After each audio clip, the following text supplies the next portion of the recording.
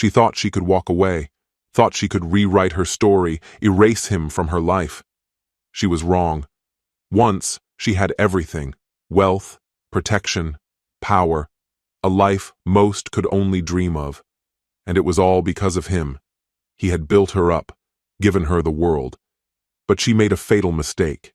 She challenged a man who never loses. He didn't beg, he didn't yell, he didn't crumble. Instead, he erased her. Piece by piece, he stripped her of everything: her status, her security, even her own son. The empire she once basked in collapsed overnight, leaving her with nothing. Now she's a ghost, broken, forgotten, lost in the ruins of her own choices. And as she drifts through the wreckage, he moves forward, never once looking back. Because some men don't forgive. Some men don't forget. Some men erase. Hello, my friend. I'm so glad you stopped by my channel. If it's your first time here, don't forget to subscribe and like this video, as every like truly inspires me. Now, let's get started. I never thought I'd find myself here. The kind of situation I swore would never happen to a man like me. Weak men let things like this unfold, men without conviction, men who let their women set the rules. That was never me. I commanded respect, inspired caution, ensured that no one ever dared to challenge me. My world was built on control, on making sure no one took what belonged to me. Yet here I was. Riley had been my wife for 4 years, a woman I once considered flawless. Golden hair, breathtaking features, eyes that could ensnare a man and make him forget everything else. But it wasn't just her beauty. She had once looked at me like I was her entire world, hungered for my attention, lived for my approval. I gave her everything, shielded her from life's hardships, lifted her into a world of privilege, a life most could only fantasize about. She knew the kind of man I was, one who wasn't to be undermined. But something had shifted. Lately, she stayed out longer, kept her phone closer, smirked at messages she thought I wouldn't notice. The way she carried herself changed. The admiration in her eyes had faded, replaced by something I couldn't quite name. I wasn't a man who jumped to conclusions. I let it play out, let her think she had the luxury of secrets. Because at the end of the day, she belonged to me. And when a woman is truly yours, she understands that betrayal isn't an option. Or so I believed. I met Riley almost 7 years ago. Back then, she was just another waitress in a high-end lounge, fresh out of college with no clear direction. I had already made my mark, running a successful security firm, living a life other men envied.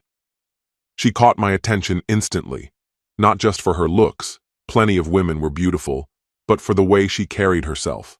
A mix of innocence and quiet confidence that made her stand out. She knew how to flirt without overstepping, how to be playful yet poised. And when I spoke, she listened. I pursued her without hesitation, introduced her to a world of fine dining, luxury, and power she had never known. She came from nothing, a girl from a small town, raised by a mother who worked herself to exhaustion and a father who was never around. She wasn't used to comfort, to having someone look after her. I changed that. I showed her what it meant to be valued, to belong to a man who could give her everything. We married within 2 years. Some might call it fast, but I never wasted time when I knew what I wanted. I placed the world at her feet. A home most people couldn't afford in multiple lifetimes, a car she once called her dream. She never had to worry about a single thing. No struggles, no stress, only the security of being my wife. Then came our son Philip, my pride, my legacy. Only 3 years old, yet I already saw the fire in him, the same strength, the same iron will. I was raising him to be a man, to never tolerate disrespect, to always stand firm. Riley had been a good mother, or so I thought, until I started noticing the change. It started subtly. She spoke of needing to find herself, whatever that meant. Claimed she had lost her identity in becoming a wife and mother. I dismissed it. told her she was being ridiculous. What more could she possibly want? Then came the job. She insisted on working, on doing something for herself. I allowed it. And that's when everything unraveled. Her wardrobe changed. Tighter dresses, higher heels, makeup applied with more precision. I noticed, but said nothing. A man chooses his battles wisely. Then came the late nights, the so-called work events, the girls' nights. And then, of course, him, her boss, Buck Robinson. A smug, entitled bastard who thought his money made him untouchable. He wasn't better than me. He wasn't stronger. But he had something I didn't: access to Riley's time. I hated the way she spoke about him, the subtle admiration laced in her voice. And more than anything, I hated how she started pulling away from me, as if I were just another man in her life instead of the one who built everything she had. Then came the breaking point. The bastard actually had the audacity to call me, had the nerve to ask if he could take my wife to some exclusive party, a corporate gathering, he claimed. But I wasn't an idiot. I knew exactly what kind of men hosted those parties. I laughed in his face, warned him that if he even considered crossing a line, he'd regret it. Riley overheard the call, and that's when I saw it, the shift in her, a quiet defiance, a challenge in her gaze. "You can't control me," she said, arms crossed, chin raised. "You don't own me." I stepped closer, towering over her, voice calm but firm. "You are mine, Riley, and I don't share." She didn't flinch, didn't step back. Instead, she grabbed her bag, cast me one final look, and walked out. I stood there, fists clenched, blood boiling. I should have stopped her, should have pulled her back, reminded her exactly who she belonged to. But I didn't. I let her go. And that was my mistake. Because Riley wasn't some naive girl caught in the moment. This was deliberate, a rebellion, a choice.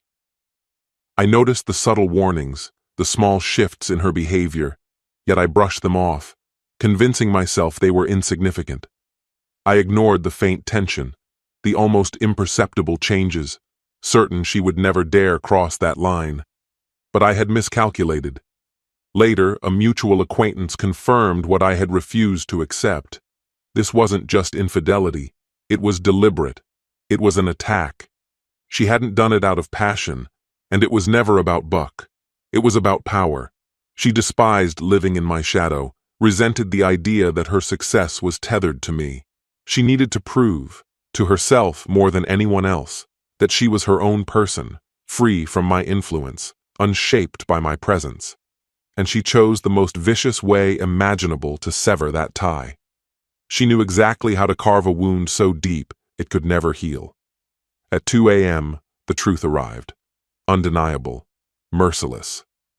Alone in the dim glow of the living room, a bottle of whiskey in hand, I sat motionless, half expecting her to return, remorseful, defeated. Then my phone vibrated. No message, just links. I clicked. And there she was, kneeling before him, gazing up at him with the same longing she once reserved for me. The lips I had kissed, wrapped around another man. I forced myself to watch. Every second, every sound, every degrading moment. There was no haze of alcohol, no hesitation, no coercion. She wanted this. No, she wanted me to see it. That was the real betrayal.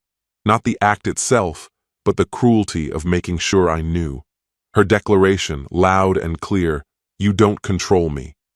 My body remained still, but my blood thundered in my ears, fury so cold it scorched. Then I moved. A trash bag in hand, I began erasing her presence from my life.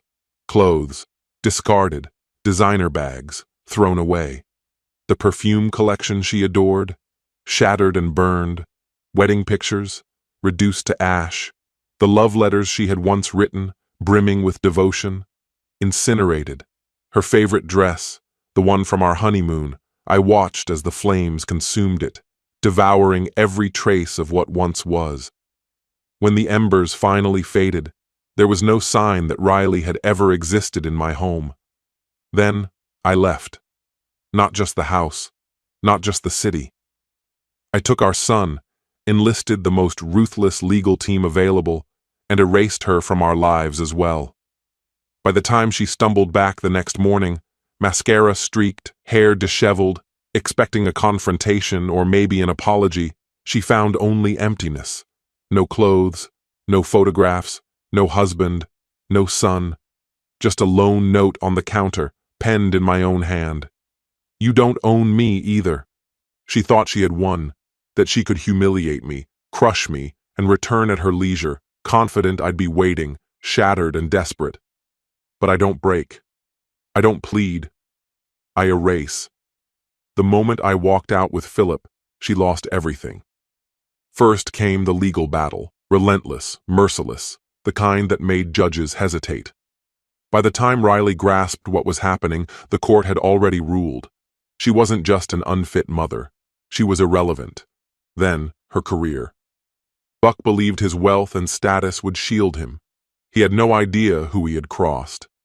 A single phone call was all it took. By week's end, he wasn't merely jobless. He was disgraced. Fraud investigations, whispers of corruption, his name tarnished beyond repair. And Riley? She strutted into work Monday morning, oblivious to the storm awaiting her. Security met her at the entrance, ushering her out like a stranger. No explanations, no appeals, just a severance package and a disabled email account.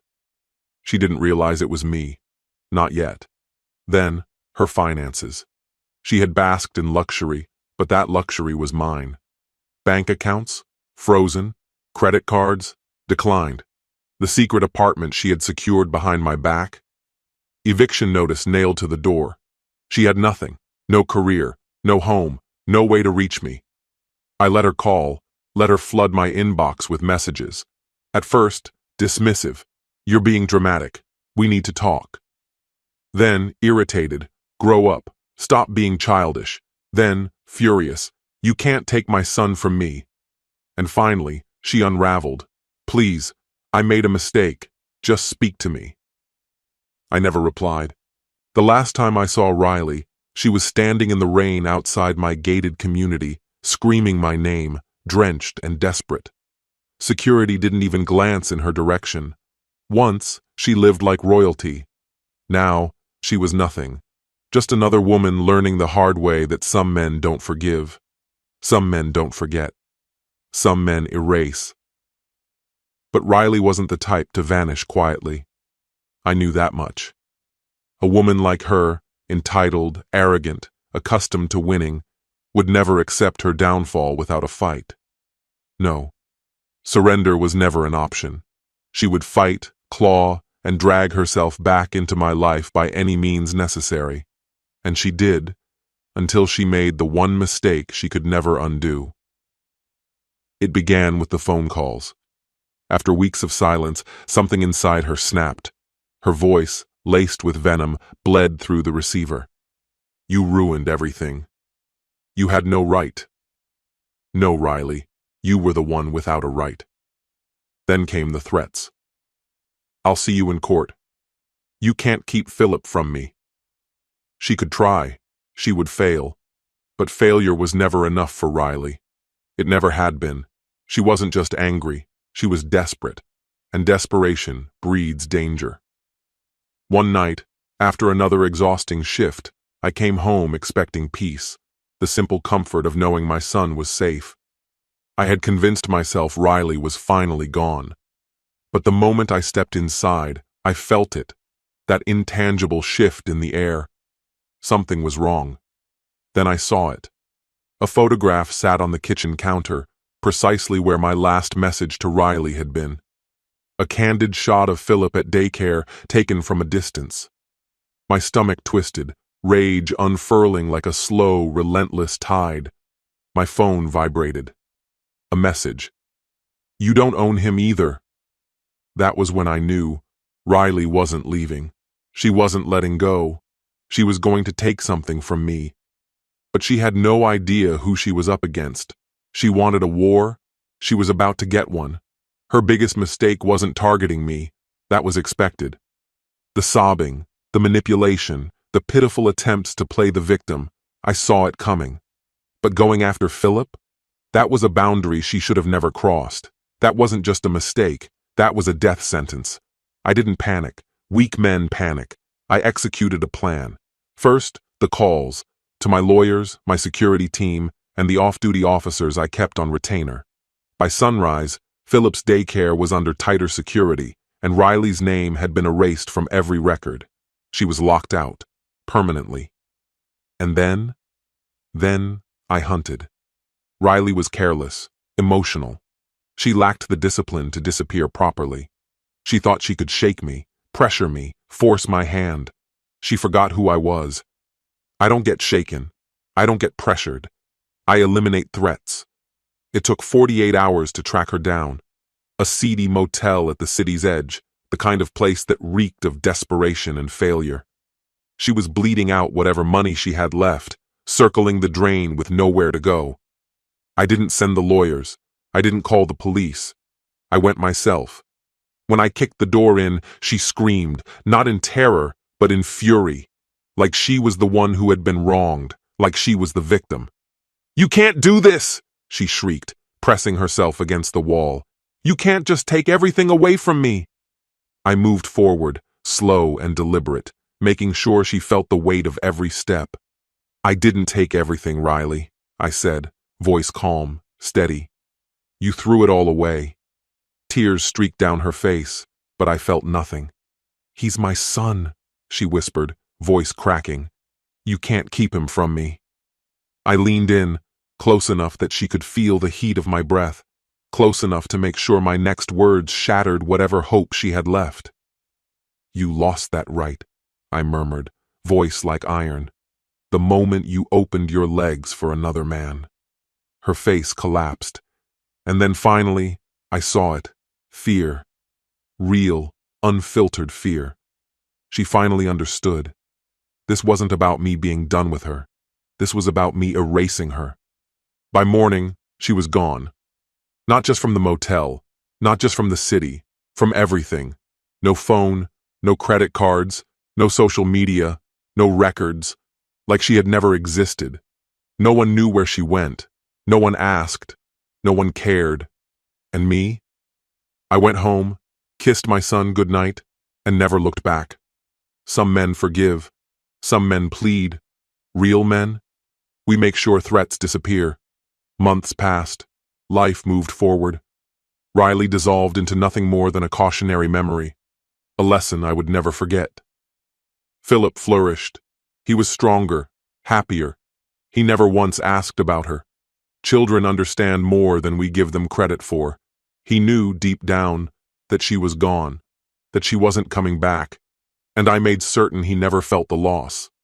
I was his father, his protector, his entire world. And Riley? Riley was erased. No records, no accounts, no past. Like she had never been here at all.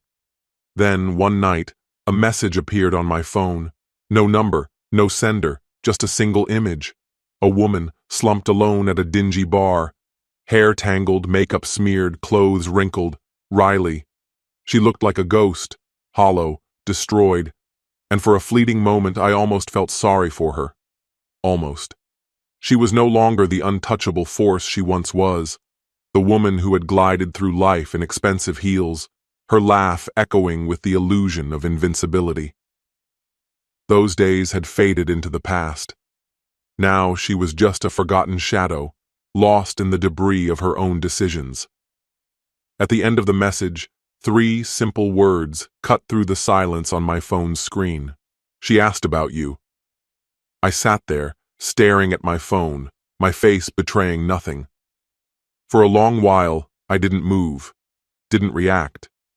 Then, with a slow exhale, I deleted the message, placed my phone aside, and walked away. Riley was a part of a past I had long buried, and as far as I was concerned, that's where she stayed. Time marched forward, years slipping by in a blur. Philip grew into the man I'd always hoped he would become, stronger, sharper, more confident. I had taught him resilience, discipline, and the art of standing his ground. He would never be weak. He would never be tricked.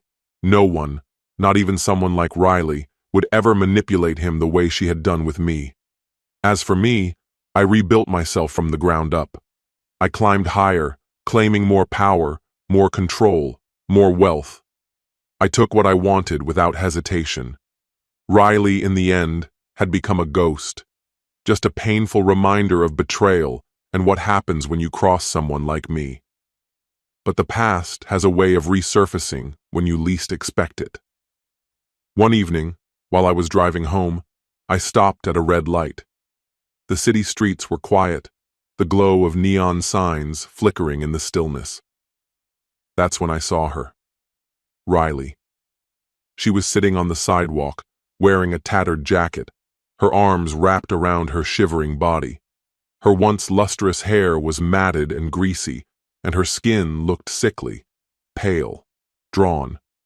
She had wasted away, thin to the point of fragility, as though she hadn't eaten in days. For a split second, our eyes met. Recognition, shock, then the desperate hunger in her gaze. She scrambled to her feet, rushing toward my car, her mouth opening as though she might say something. But the light turned green, and I pressed my foot on the accelerator. No hesitation, no second thoughts. I didn't slow down. I didn't look back. She had made her choice the night she left. And now, she had to face the consequences. Years passed, and Riley remained a distant memory. I never saw her again, not in person anyway. But people always talk, especially when someone falls from grace. Riley didn't simply fall. She crashed and burned. At first, she tried to rebuild her life, looking for another man to save her, to pick up the broken pieces of what she had lost. But no one wanted a woman who had nothing left to give, no home, no career, no future, just a trail of betrayal behind her and a fading face. When that failed, she took me to court. She fought for custody of Philip, crying to the judge that she was his mother, that she deserved a second chance. But money talks, and Riley had none. Her case was over before it even began. The judge barely glanced at the evidence I provided before ruling in my favor. Full custody, no visitation, no rights. She lost everything. Again. One night my phone rang, an unknown number. Normally I would have ignored it, but something, some cold, detached instinct, compelled me to answer. It was her. Her voice was weak, trembling, far from the defiant woman who once told me, "You don't own me." Now she owned nothing, not even her pride. "Please," she whispered, "just let me see him." I didn't respond. She took my silence as an invitation to beg. "I know I messed up.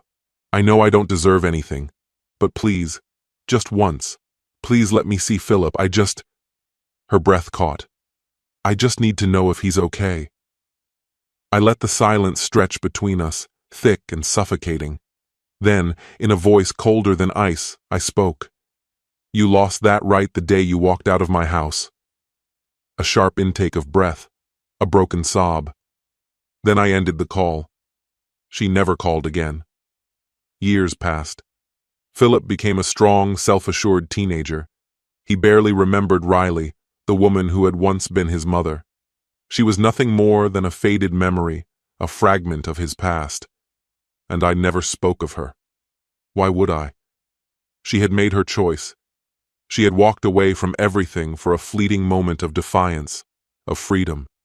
She destroyed the life I had given her, and in return, she became nothing, just another woman the world had forgotten. For all I knew, she could have been dead. And honestly, it wouldn't have made a difference. Then, one evening, years later, I sat alone in my home office, a glass of whiskey in hand, when a message flashed across my phone. An unfamiliar number. I almost ignored it, but some quiet impulse, urged me to take a look. It was a picture, Riley. But not the Riley I once knew. This woman was a shell, her face hollow, her eyes empty, her once beautiful hair now brittle and unkempt. She sat slumped in a corner of a shelter, wrapped in a ragged coat, her gaze vacant as she stared at the floor. The vibrant blue of her eyes had dulled into a soulless gray. Below the image, a simple message. She's been asking about you. I stared at the screen, my expression unreadable. She was still alive. Barely. But she wasn't living. She was simply existing. In that moment, a chilling realization struck me. It was a fate worse than death itself. Riley hadn't simply lost me. She hadn't just lost Philip, her home, her fortune, or the allure she once wielded as if it were a weapon. No, she had been robbed of everything, left a hollow shell, forgotten by the world. No power, no voice, no direction ahead. Just another discarded woman, abandoned amidst the remnants of the life she had once chosen. I exhaled slowly. Without hesitation, I deleted the message, secured my phone, and took another deliberate sip of whiskey. Riley was already gone. The world simply hadn't caught up with the fact that she was buried yet. This story has come to an end. Betrayal comes at a cost, and the choices we make define the life we live. Riley believed she was reclaiming her freedom, but in reality, she was destroying everything that once made her powerful. Love, trust, and loyalty aren't just words. They are the foundation of everything we build. The moment she abandoned them, she lost more than just a man. She lost her place in the world he created. This story isn't just about revenge, it's about consequences. In life, you don't get to rewrite the past. You can't undo the bridges you burn. And when you turn your back on those who gave you everything, don't be surprised when you find yourself with nothing. What's your opinion? Please tell me which city and country you watched this video from, and I'll say goodbye to you until the next video. Goodbye.